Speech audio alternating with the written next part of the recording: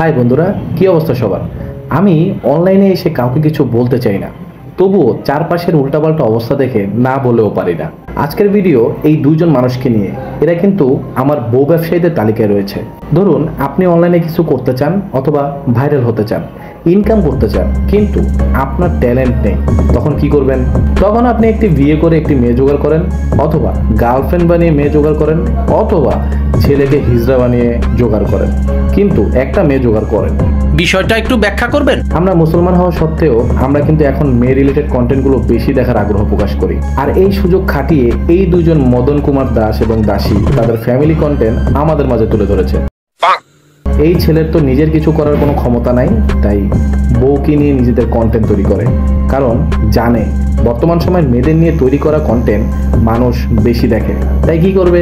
বউরে ব্যবসা নামায় দিছে। এই পর্যন্ত ঠিক ছিল, আমি কিছু বলতে চাই না এদের নিয়ে, কিন্তু এই ভিডিওটি দেখুন।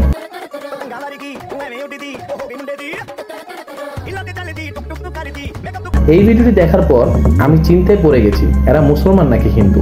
সত্যি কথা বলতে এই দুইজন স্বামী স্ত্রী মুসলিম পরিবারে, কিন্তু কর্মকাণ্ড যা করেছে হিন্দুদের চেয়ে কম নয়। হিন্দুরা যেমন হোলি খেলে, তাদের খেলার মধ্যে কিন্তু রং মাখামাখি হয়, তেমনি এরা মুসলিম হয়ে এই খেলায় মেতেছে। আমি কিন্তু একা নই যে তাদেরকে হিন্দুদের সাথে তুলনা করতেছি। মানুষের রিয়াকশন আমি আপনাদেরকে দেখাচ্ছি, কমেন্ট বক্স খুলে দেখুন মানুষ কি বলে। এক ভাই কমেন্ট করছে, এরা কি হিন্দু? কেউ জানলে জানাবেন। মানে আপনি দেখেন, যারা ভাই লিখছে নাউজুবিল্লাহ, মানে মানুষের যে নেগেটিভ কমেন্টগুলো, খারাপ কমেন্টগুলো, মানে তারা যে এই ভিডিওটা ভালোভাবে নেয় এবং কি আমিও নেই গাইস, এর জন্য কিন্তু আজকের এই ভিডিও তৈরি করা। ভাই এই ধরনের বউ ব্যবসায়ী কন্টেন্ট ক্রিয়েটরদের আপনারা খেয়াল করে দেখবেন, এদের কোনো ধর্মের জ্ঞান নাই, এদের শুধু টাকা কামাতে হবে। টাকা কামানোর জন্য যদি বউকে উলঙ্গও করতে হয়, তারা এটা করতে একটু দ্বিধাবোধ হবে না, কারণ টাকা লাগবে।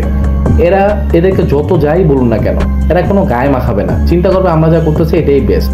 কিন্তু ভাই বউরে নিয়ে ব্যবসা করতেছো, মানে এটা মানে তোমাদের সেন্সে ধরে না? মানে কি অবস্থা আমি বুঝি না। বর্তমান সময়ের ছেলেমেয়েরা কি শিখবে এদেরকে দেখে?